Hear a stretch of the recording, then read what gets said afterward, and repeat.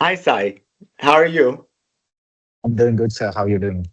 I'm doing fantastic. It's good to see you.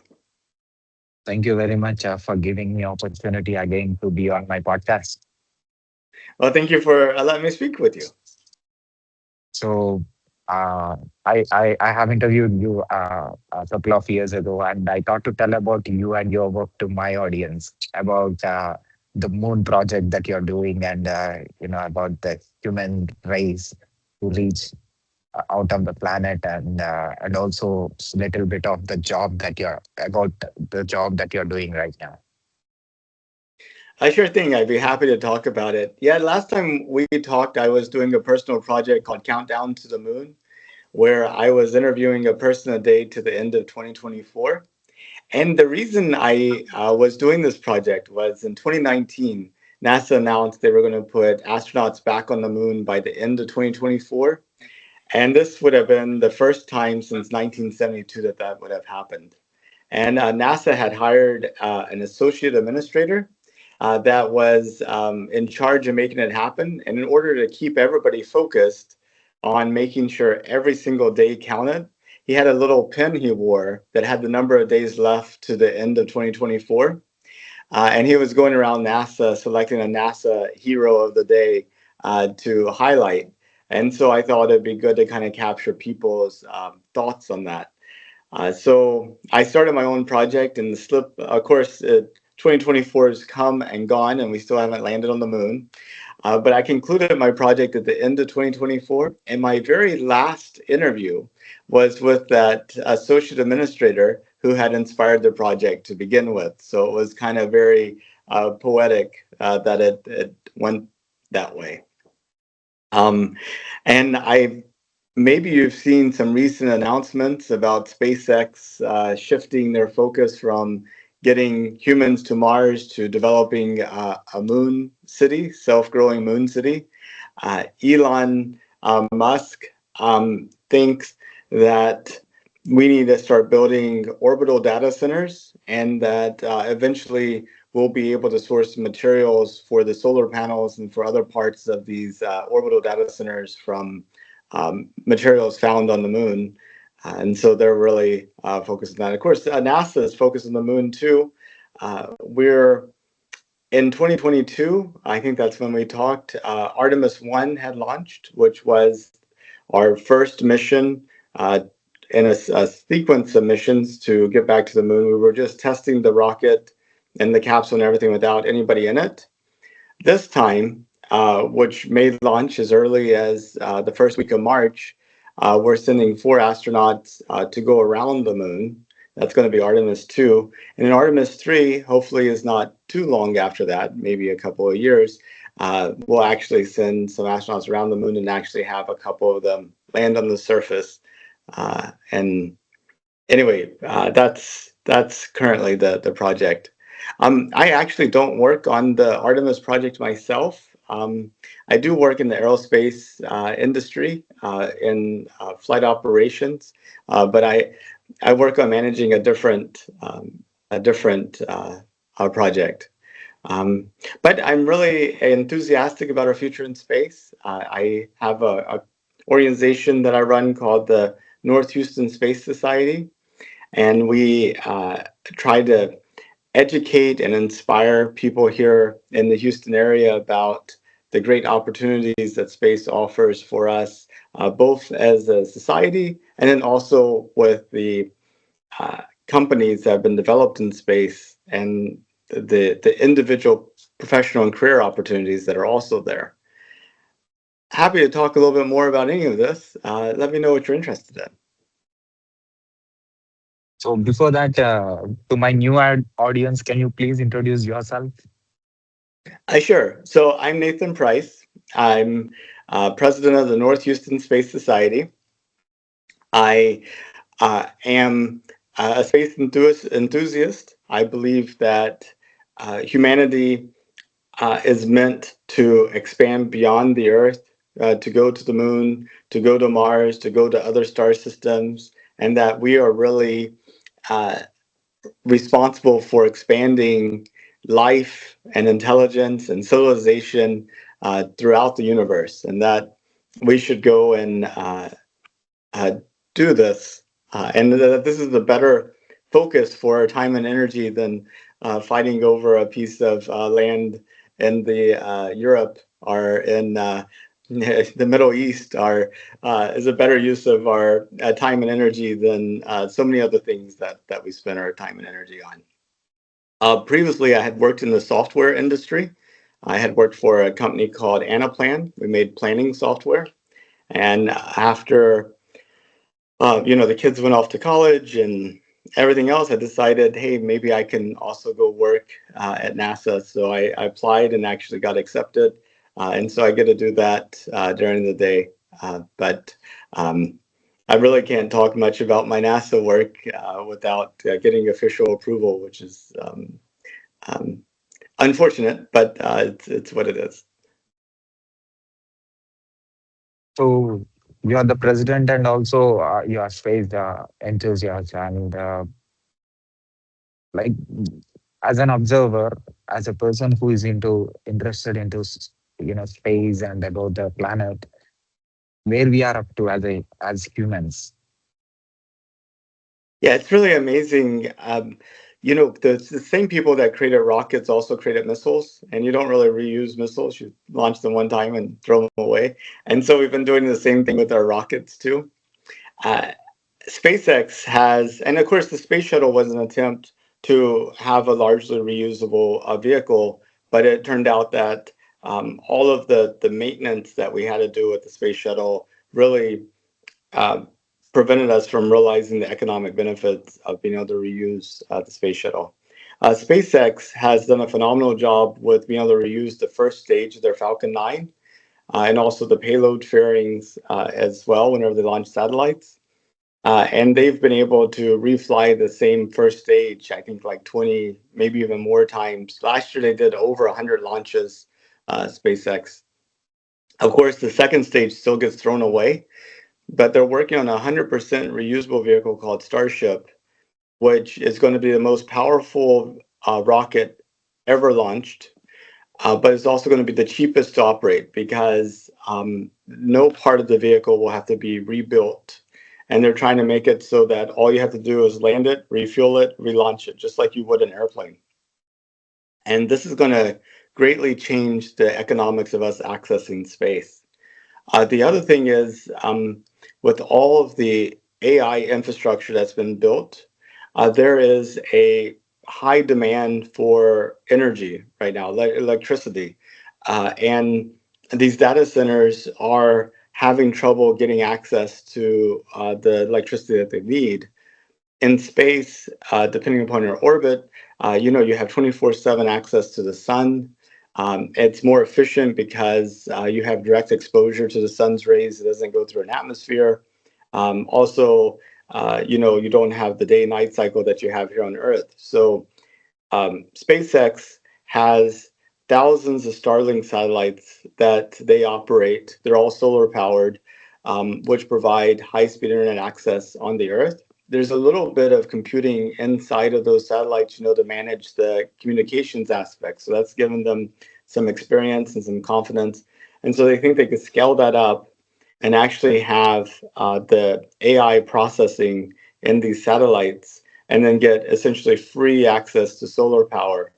And Elon was saying in a recent podcast just last week that he thinks within the next 36 months, the next 3 years, that's going to be cheaper to do AI computing in space than it will be here on Earth because of how cheap it will be to launch, how they've been able to standardize these data centers, and then how costly it is to get access to electricity down here on Earth at the volume and scale at the places that they need for these data centers. So he kind of projected this out a little bit further, and the moon has the materials that we need to make solar panels and to make the bigger parts of the satellites. The chips you probably would still make here on Earth for a long time and then just send them to the moon. But then you can launch these satellites off of the moon without using rockets, just by having a system that accelerated it fast enough so that it could get in orbit.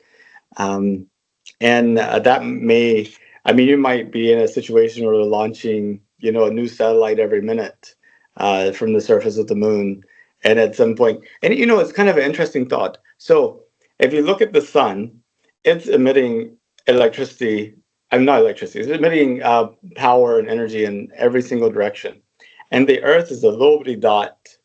And if you look at how much of that sun's energy falls on the dot that represents the Earth, it's like one out of uh, 2 billion.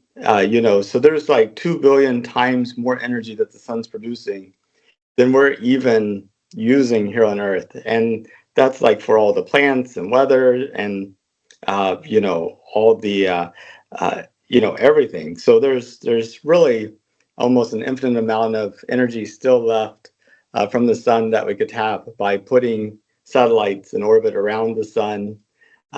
So that's kind of exciting thing. So I have actually put this question in my mind, and I'm waiting to ask you from long time. Since I've been interviewing CEOs of different technology companies and technology experts, but you're the right person who is into space and who is interested, who is working on space technology. When we spoke last time, when we had conversation, um, from then till now, the artificial intelligence, the advancement of it has been widely increased, and humans are completely, I mean, comparatively from that time to this time, we are dependent. Yeah, that is doing artificial intelligence doing a lot of work for human today, right? It Hmm. automated a lot of human work. So how humans are going to use artificial intelligence, as Elon Musk said, for the space projects, like how it is going to be efficient and how that kind of a technology is going to help humanity to explore more in the space. Yeah, I think it's like what you said about how we're using AI as a tool and is automating a lot of things and is allowing one person to do the work of thousands, type of situation. Um, so this requires a lot of data center processing. You have to have every time that you put in a query into ChatGPT, you need a whole bunch of processing behind that to produce the results. But in addition to that, the thing that you're interacting with is a model that has been trained by even bigger processors with lots of data over time. And so the thought is that you'll be able to do that processing in space using the solar power instead of having to do it here on Earth, hooked up to like the electrical grid. Um, and from a perspective of you and I, that processing that's done in space versus here on Earth, we won't really see a difference. It'll just be cheaper to run the computers than to run the computers down here. Um, but I guess more about how could we use AI to explore space. Some of these problems that we're getting AI to solve are engineering problems. What's the optimal design for your moon base to um, have the require the least energy and provide the most comfort to the people inside, and also that it be the most resilient in terms of if there's uh, some issue on the moon. How do you grow enough food for people? And some thoughts are you don't actually grow the food on the moon itself. Instead, you grow it in like orbiting satellites where you can have continuous access to the sun. Because I mean, the moon. One thing about it is it only spins around a full circle every 28 days. So you have 14 days of sunlight, but then that's followed by 14 days of night. So it's not the most conducive, best place to use like solar power, and you have some very difficult thermal issues because when you're facing the sun, you're heating up and it's extremely hot on that side. But whenever you're facing away from the sun, it's getting extremely cold. And so like the difference between these, I think, is like 100 degrees Celsius on the sun facing side and like negative 200 on the facing away from the sun. So that's not exactly a good thermal range to work in. Um, but so I guess to answer your question, one is um, all these data centers in space will essentially be used in the same way as the data centers on Earth. It's just with the access to 24/7 solar power, they should be cheaper. And then two, um, AI is going to help us run through a whole bunch of different design for different engineering questions at a scale that is just really difficult to do with people. So I think those are the ways that's going to help us. I think not not I think actually the truth is space exploration helps a lot of almost all the industries on the planet today. Any because you are trying to find something that is unknown, um, right? You are just curious. You want to know what is there outside the planet, right? With that curiosity, you are actually developing a technology or an instrument or a device or service that will make us to reach place where we can't reach as a human beings with our human body, right? So we are sending something that we created to miles away, and we are trying to get that information. We today we as human beings are so proud and achieved so much in exploring space that is almost impossible, and we are already much ahead.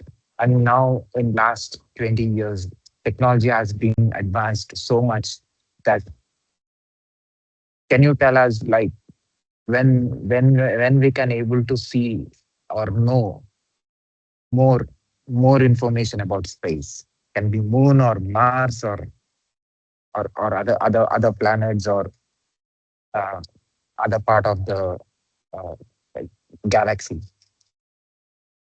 Well, we're constantly finding out new stuff about space every day. We have rovers on Mars that are exploring the surface there, orbiters around Mars. We have probes throughout the solar system, around Saturn and Jupiter, around the sun. And so we're constantly learning new things. And then also we have like big telescopes, like the James Webb Telescope that was launched back in, I guess, 2022, which is, uh, telling us about distant galaxies and star systems and things like that. But in terms of space helping industry, you have kind of like the curiosity and figuring out new things that we didn't even think about, like you were mentioning. But even if you wanted to come back to a more practical reason, uh, Starlink providing high speed, low latency internet access around the globe, uh, helps support a wide range of industries, as well as our weather satellites in terms of understanding weather, and then in terms of there's like a company called Planet Labs that aims to take a picture of every single place on the earth every day, and you can see like changes from like um, you know erosion, crops, industries, city growth, and stuff over time. So those are, helping to inform policy and people's decisions and things. Um, and let's see, and now you have like this infrastructure in space that you're dependent upon. Now you have to worry about protecting that infrastructure. So the sun, is very active sometimes and sends out, there's solar storms and what have you. And so learning about the sun to be able to protect our infrastructure is important. And then also, we um, have all of these asteroids and everything, um, uh, that hit the Earth. Some of them, most of them are extremely small and we don't notice them, but some of them could be kind of quite a bit larger. So trying to learn about all the things that potentially could damage the Earth, and then being able to be warned about those things, but then being able to take that warning and turn it into some type of action to protect the Earth is key too. So, there's a lot of practical benefits in understanding our place in the universe, and then becoming less of, uh, you know, being able to be more in control of that, I think is key. Um, but I think, in our lifetime, we're going to see people living on the moon. We're going to be able to look up at the moon someday and see lights and, you know, things happening. And people will be like, oh, wow, there's really people living up there. And I think that's going to have a big effect on shifting people's thoughts around what's possible and what we can do. So space experts, what they are, I mean, yet to know, what they have to still know. Well, I think, there's lots of like fundamental questions we would like to find out more of. Um, we've we've found out that pretty much every star has planets, and the planets that we're able to actually detect are usually big and far away from the star. So very different than Earth, more like Jupiter's and Saturn's and those types of planets. So I think what we are interested in finding out is, are there, um, you know, how often do planets actually form inside of the zone away from their sun that we call the habitable zone, which essentially is the surface temperature is right around the freezing point of water. So it's liquid and solid, kind of, it's not too hot, not too cold. Um, so still trying to uh, find planets like that. And then trying to understand if the chemistry on those planets would be similar to the chemistry on ours. And would those planets potentially produce life? And there was life on Earth long before we had radio and TV and light bulbs. The life that we're looking for is going to be very non-technological life. Not like you and me. Um, and so, looking for those signatures, and then trying to get telescopes that are big enough that we can actually see these planets. I think those are some exciting areas that we want to find out. Then the other thing is there intelligent life someplace else in the universe? I think, and can we interact with that life in any meaningful way? Um, do we have to be scared of that life? Or are these like conquering aliens that are going to come and take over the earth? That type of thing. Always a fun thing. Um, and then just understanding our sun a lot better in terms of what causes these solar storms. Are they predictable? Is there anything that we can do to shield the Earth? If the Earth is in the way of one of these solar storms. Um, I think understanding like the composition of the moon and what materials are there that we can actually use. Um, so lots of things. But I think the most interesting thing that we'll discover is things we didn't even think of. As we have more humans that are living their lives in very different ways than we do here on Earth, with different amounts of gravity and different amounts of air pressure and different day-night cycles and different vantage point in the solar system. um, I've got to think that that's going to also cause them to think differently. And they might have a lot of different ideas that will seem obvious once we have people living in those conditions that are just kind of invisible to us now. So I think that's going to be exciting. So I think the real thing that we have to look forward to is things we can't even imagine. So Elon Musk said that if we think if there is other species in other part of the planet, other parts of the universe, or if there are no species other than us, both both the two way of thinking is, scary. Are we alone on this the in the silent universe, or if there are other species, like what how our relationship is going to be with them, if there are.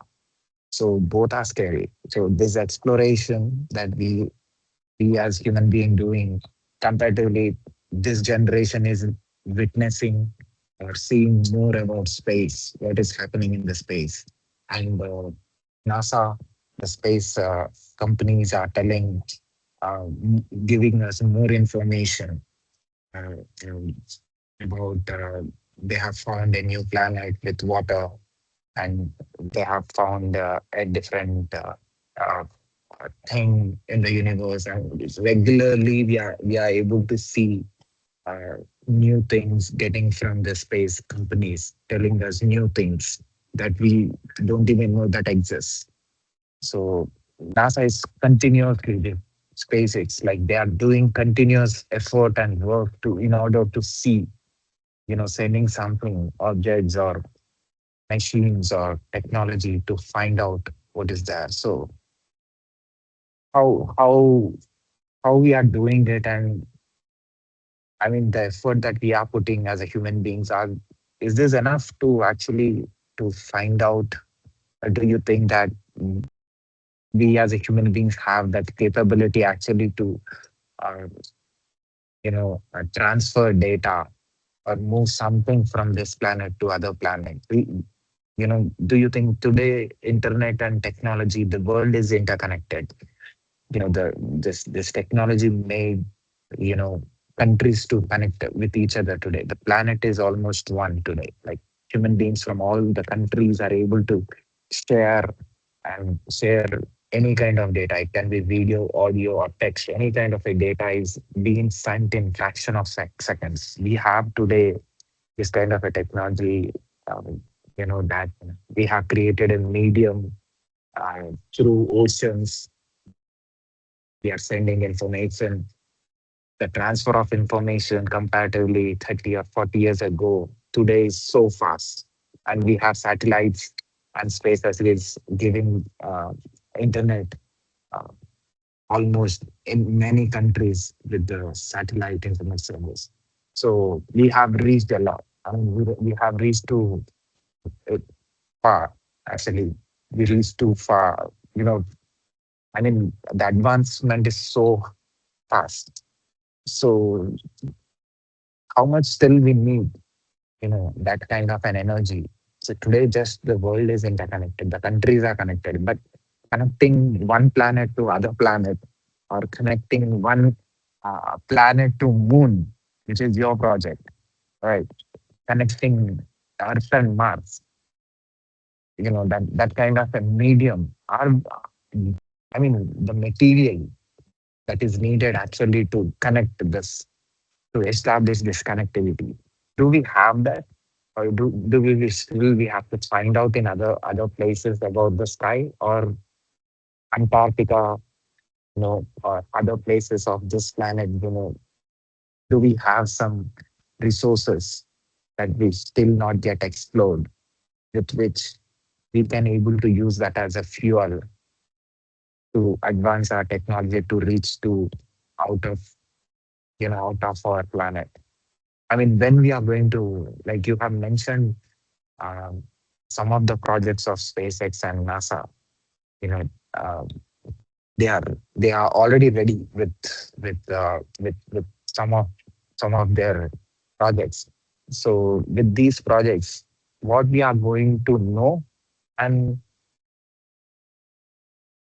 I mean, when we can say, like, do you have that imagination or vision that in this year, 2035 or 50 or 60, we will have a video, or we can make a movie on Mars with human beings, a film. Yeah, I think so. I would be surprised if that wasn't happening by 2035.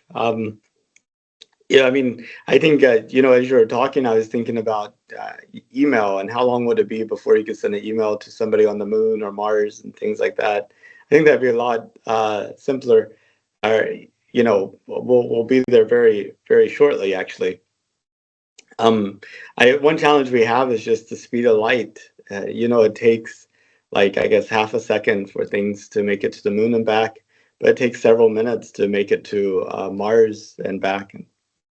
That delay is going to be a problem for real-time communications.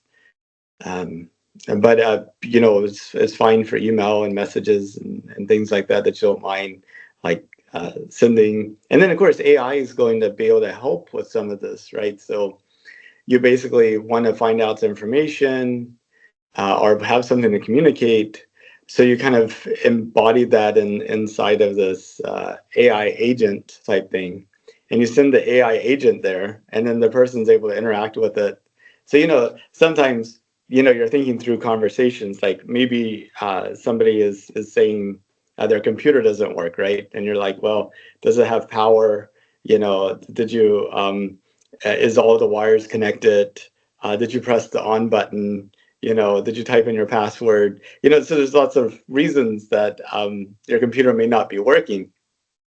And so you're talking to the support person and they're talking to you real time. So based upon your questions and the answers, they're going down various paths. And then eventually they're like, you need to press this special key combination to do what you need to do.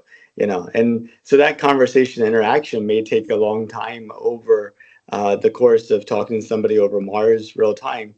But you could take all that logic, put it into AI, send the AI there, and then the person on Mars can just talk to that real time, and it kind of navigates through to the right path in terms of the logic. So um, I think that'd be kind of exciting. But I think we will have films of people on Mars in the next few decades. I think once.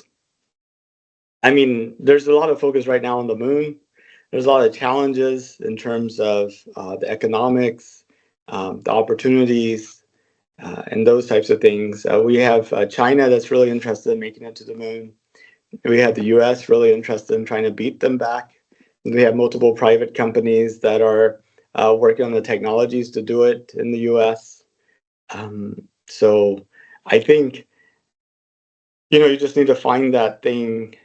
It's like there's a lot of AI research that was being done, and people really weren't paying attention to it. Like OpenAI AI had lots of AI projects, but then whenever they created, ChatGPT, and suddenly you're able to talk to it, and people are like getting reasonable answers back and having conversations, it really started taking off. Everybody started paying attention. They're like, oh my gosh, we have to create our own things like this, create an arms race.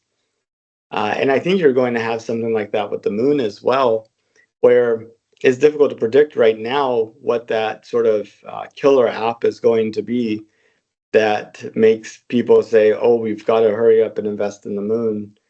But I think there'll be something. We're going to discover maybe some material that's available on the moon that's rare here or not even able to get here.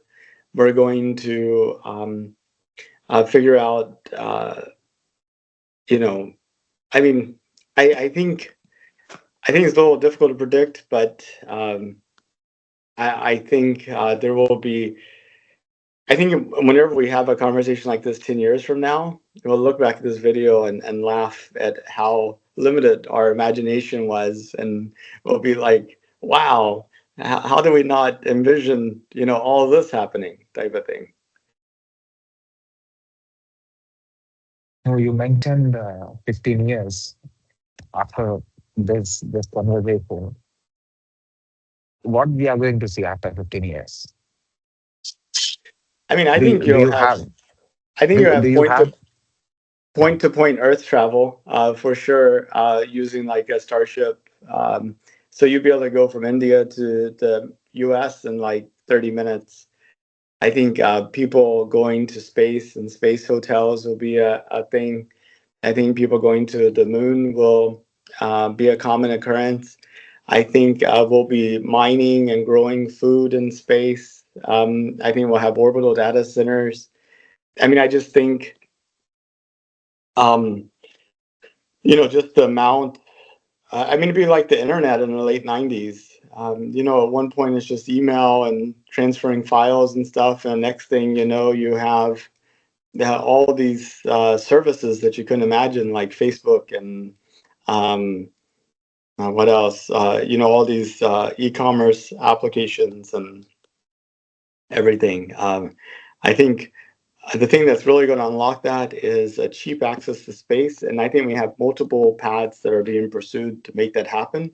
That it seems really likely that we will have cheap access to space, and then on the other end of that, um, it's really difficult to imagine. It's just, I mean, anything that we imagine now is, I mean, is just going to seem so small compared to what we're going to see.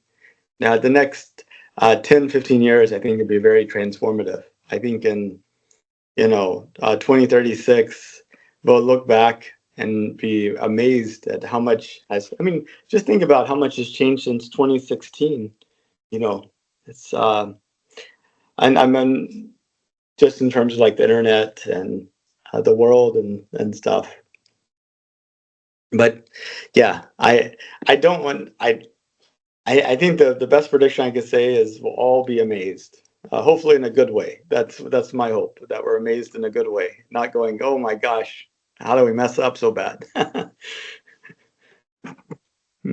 So different space experts observing the space and the information till we got uh, with a lot of research and development.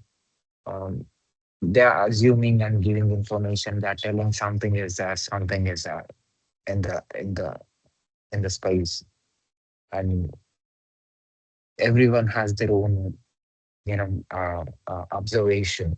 Right? And especially space experts, when we see when they are talking about space, what is believable for you?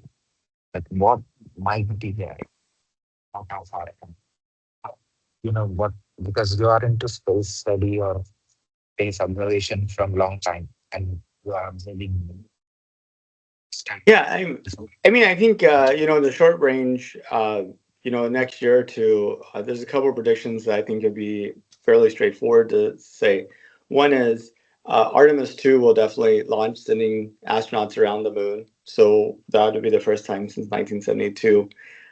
Two, um, I think you'll see Starship be successful, and we'll actually see a fully reuse cycle of Starship. So they'll recapture the first stage, capture the second stage, they'll reuse and relaunch them all, and I think that'd be very transformative. We have a number of companies that are developing commercial space stations. And I think in the next year and a half, 2 years, you'll see at least one or two, maybe even three of them in orbit around the Earth. So that's kind of exciting. And I think you'll see orbital data centers. So I think you'll see SpaceX scale up their Starlink satellites to actually run GPUs. And I think you'll start seeing that. The numbers, and then also I think you're going to have the Optimus robot and these humanoid robots. So you may have a lot more human-looking things on the moon and on Mars long before you have humans. The good thing about the robot is you don't have to worry about food or about air and water, and it can handle the harsh environments. So it's kind of funny thinking about a universe filled with humanoid robots but no humans. It's actually a little depressing. But I think. Uh, I think those are probably what you're going to see over the next year or two. And then in the next 5 years, you're definitely going to see multiple human landings on the moon. Um, and we'll see. We'll see what it all pans out to be. So every time when human talks about space or space exploration, God comes into the picture. Then, so do you think that from thousands of years, humans are praising God and thinking that there is very high energy above us? You know, we as human beings, do we connect this with this? The imagination, that's the practicality that we are seeing, with the objects that we are sending to the space. The imagination is God, and the reality is what we are sending and seeing with our naked eye. Yeah, God's an interesting subject for sure. Uh, a lot of people look at the things that we discover in the universe, and the, their inclination is to go, wow, look at what wonderful things that God has created, which I think is, kind of a neat thing. It's a good thing to kind of look at this universe as being a thing filled with wonder, and the approach of wonder and awe and amazement, and curiosity and the desire to know more. Um, I think one challenge with uh,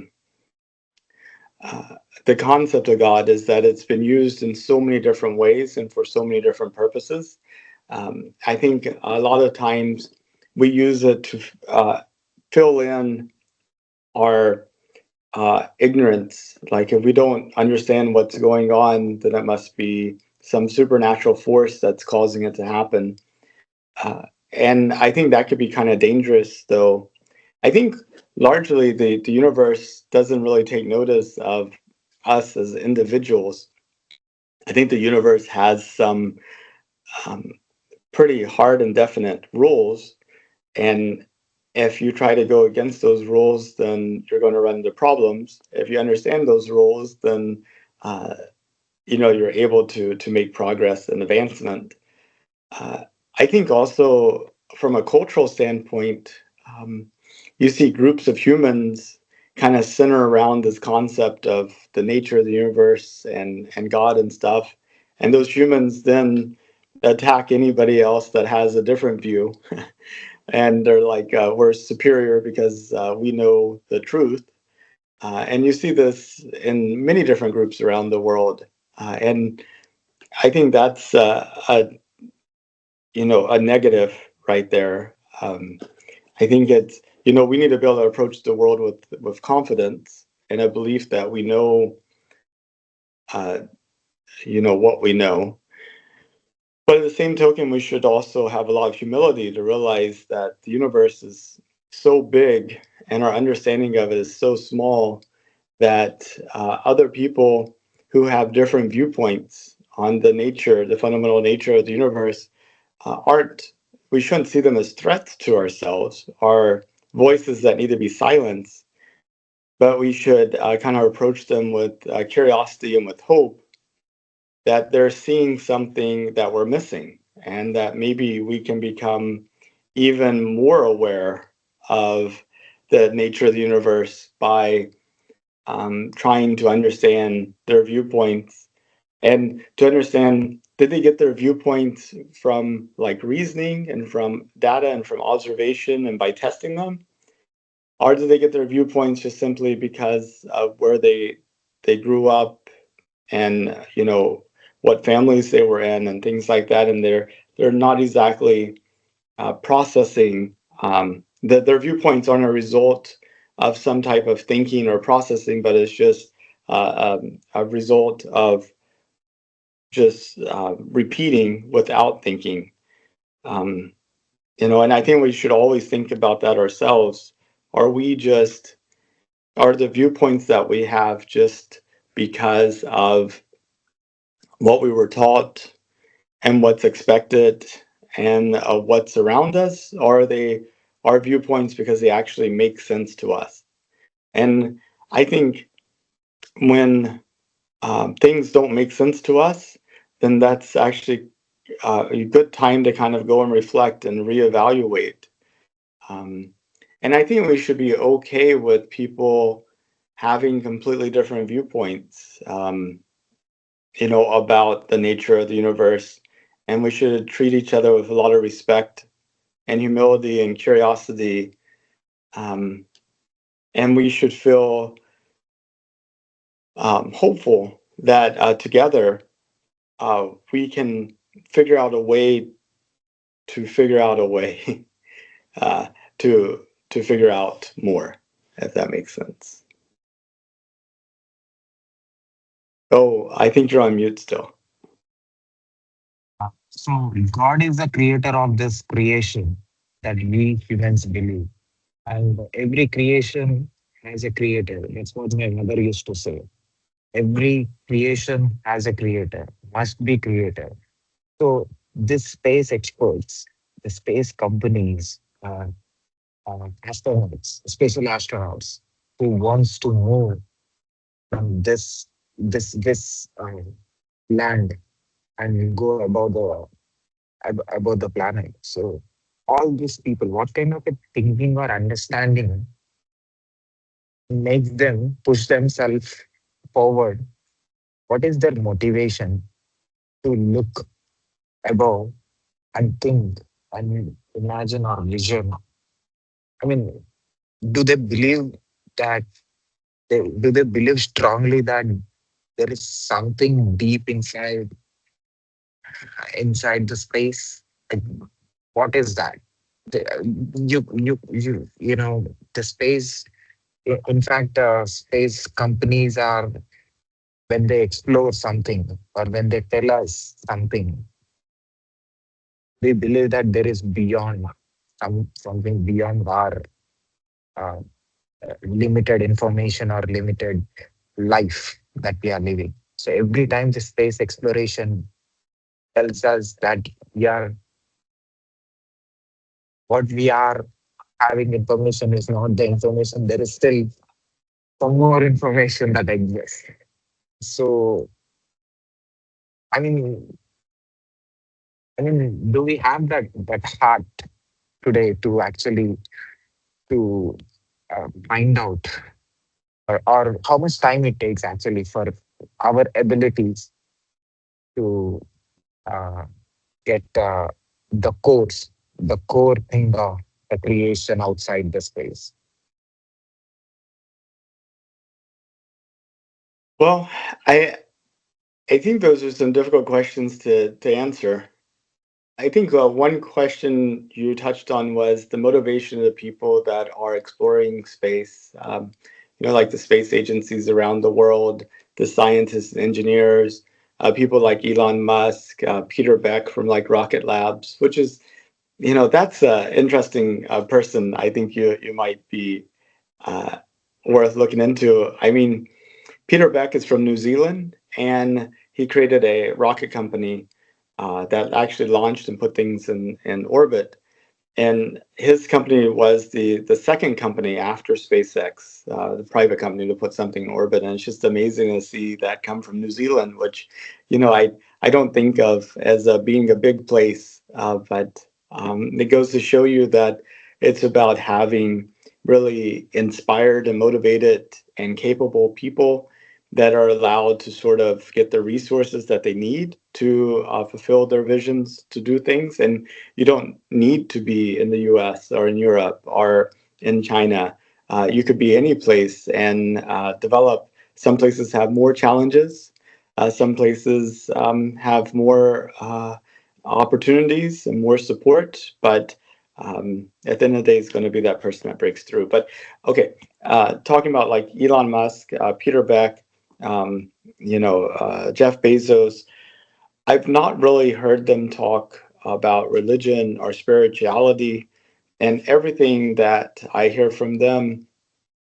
Um, I don't think God or religion is a big motivator for them. I think for them, they see themselves as wanting to create a place in history for themselves. So just like for a long, long time, a lot of people here looked back at Christopher Columbus as being the person that discovered North America from Europe, and Even now, we have Columbus Day that we celebrate in the U.S. Of course, the nature of that celebration has changed over time, and our views about it have changed over time.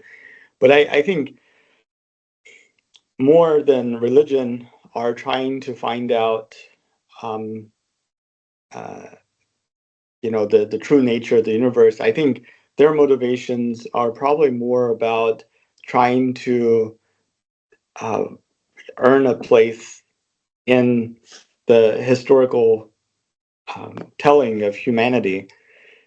Yeah, if Elon Musk, for example, is able to get people living on Mars, then um, you know. Oh, are you still there? Oh, it looks like it froze for a little bit. Um, if Yeah, you're yeah, able, I'm here. okay, Yeah, awesome. If they're able to like create a colony on Mars, then the history of that colony is going to be, oh, Elon was able to create all these rockets and get us here, and so I think that may be part of his motivation and stuff. But um, Sai, I do have to get ready and go to work. So, sure, Nathan. And do you have any message to the planet who are watching this from anywhere in the world? oh, say that again. Do you have a message to the planet, uh, the humans who are listening this from anywhere in the world? Sure. Don't stop where you are. Keep going. And have you seen any videos of mine on YouTube, and what's your observation about it? I haven't actually. I need to take a look. Um, I try not to watch YouTube that much, but sometimes it captures your attention, and then you're watching this video and then that video and that video, and other times you're like, oh my gosh, I can't even look. But I would love to see some of your videos. I have to take a look. So, yeah, can I have 1 more minute to, because this feedback of yours, it is important to me. Okay. Yeah, yeah. So, I'm interviewing experts from all around the world. More than 100 countries experts I have interviewed, and 860 plus interviews I have done. They are from different parts of the planet, and are working in different industries, and who are working in different roles.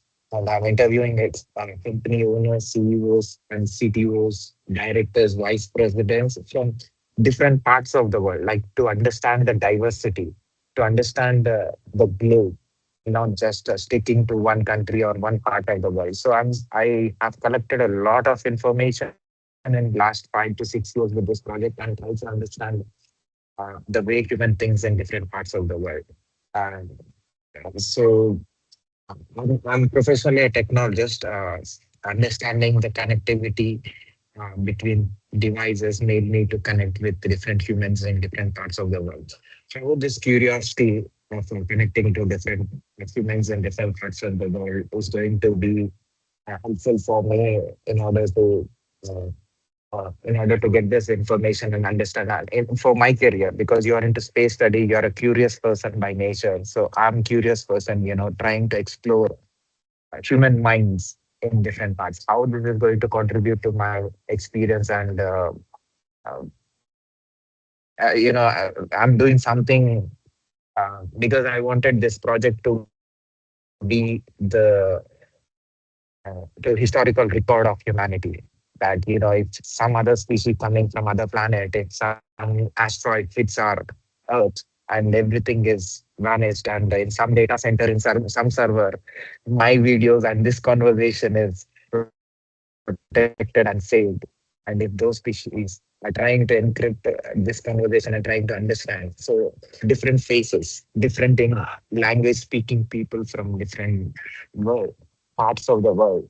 So uh, I wanted to not just use this project for my personal development. I wanted this to be a photograph, or a record for the upcoming generation. And because this is something that very I never seen anyone doing this. I mean, as actively as I can. You can check my channel. I'm connecting to completely remote areas and trying to put those people. No one knows no one actually, the people that I'm interviewing. So I'm creating an excitement that there are other species or other human beings who are thinking in this way in other part of the world. So I'm using the advanced technology that we have today in order to uh, tell the world that there is still other, that we are not alone. We have other human beings who are thinking like this in other part of the world. So Hmm. this is something that I am curious about, like how space experts are curious about out of the planet. So how this is going to be helpful for me in my career? How this is going to be helpful for me? Oh, how what will be helpful for you? Yeah, this conversations with different humans from different parts of the world. Well, I mean, I think it's got to be helpful in terms of understanding the broad perspective. Um, how, and also maybe uh, I think a lot of people's perspective are shaped by their individual experiences and by predominant themes in their culture and society and things like that. Uh, I would expect for your conversations with these people to kind of maybe reinforce that viewpoint that a lot of the reasons people have the views they do is just simply with the experiences they have, the culture they grew up in, and the people they talked to. Um, so I think one of the big benefits for you could possibly be to look at your own views and to maybe think, why do I have this view? Is this really my view, or is this the view that I've been sort of inherited from my society? And hopefully, that observation would allow you to have a little bit more freedom to go and formulate views that were even more effective than the ones that maybe you started with. So I would think that that would probably be the best outcome. Your freedom. Great. Can you share your online presence to my audience so that they can follow and they can see what you're sharing and they can learn from you? Well, with my countdown to the moon project concluded, which you can see all the interviews that we have, even the one that you and I had at countdowntothemoon.org. And then, we have the North Houston Space Society of northhoustonspace.org.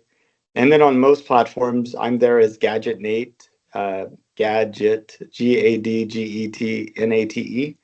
So like X and Facebook and LinkedIn and stuff. But honestly, I've been trying to stay away from posting much anything right now. I just feel like everybody is like talking all at once, and I don't want to add my voice to it. I'm just trying to figure out what's going on. So I'm uh, I I guess I don't see much value into adding um, more noise out there myself. So there's not much to follow at the moment. Um, can I put this conversation in the internet with your permission? Yes, just as long as you keep it as a personal, conversation. It's like I'm talking personally for myself. You can also, put that I'm talking as the president of the North Houston Space Yeah. Society. But uh, it would not work for me if you put it as me talking for the place where I work for, since I can't speak Sure. for them. Sure. Thank you, Nathan, again for your valuable time. And I'm sure your words and your explanation and your observation in this conversation or your answers will enlighten or make people think And definitely, I believe that you have added a lot of value to the listeners and to their knowledge with this conversation. Well, thank you, Sai. It's good to connect with you, and maybe after we have astronauts walking on the moon, we should talk again. Definitely, sir. Definitely. Thank you very much again for your valuable time. Absolutely. You have a good rest of your day. Good night, I guess, since it's late there. Thank you, sir. Take care. Bye. Bye.